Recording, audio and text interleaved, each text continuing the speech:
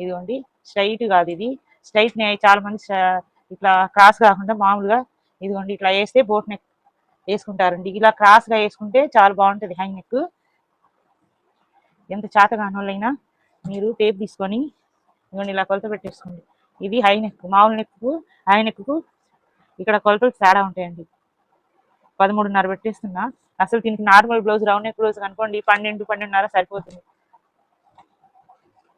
ఇది high neck కాబట్టి 1.5-2 అంగుళాలు ఎక్స్ట్రా పెట్టుకోవాలి.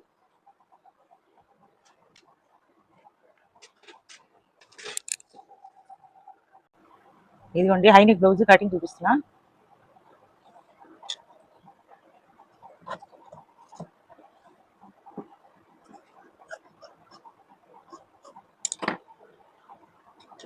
ఇదిగోండి లైనింగ్ మొత్తం ఇలా ఆనిచ్చి డ్రాయింగ్ వేసుకొని బ్యాక్ పార్ట్ అయింది. ఇప్పుడు మనం చూసారు కదండి ఎలా కట్ చేసుకుంటున్నాము.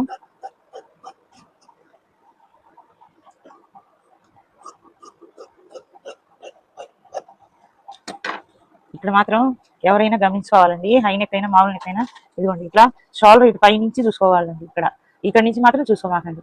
ఇక్కడ మనం రంగులు క్రాస్ తీసేసాం కదండి, దాని గురించి మనం తీసుకోకూడదు. కాబట్టి ఇదిగోండి ఇక్కడ నుంచి మనకు కావాల్సింది 13.5. ఇదిగోండి 13.5 ఉంది. ఇక్కడ మనం 1.5 తీసుకోవాలండి, ఎక్స్ట్రా మాత్రం తీసుకోమాకండి. ఇదిగోండి ఇట్లా కింది నుంచి ఇట్లా పోనీయండి క్రాస్గా, ఇట్లా ఒక రంగులో ఇటువైపు.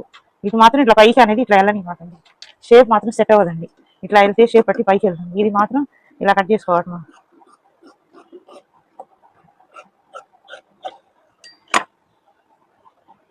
చూసిన తర్వాత మనకి ఇక్కడ నెక్ బ్యాక్ పార్ట్ మీద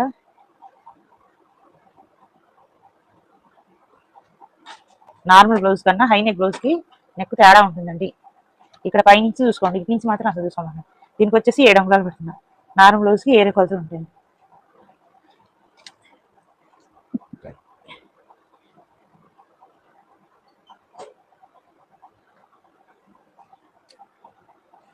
మనం దీనికి క్రాస్ తీయాలి కదండి, ఒక రంగులం.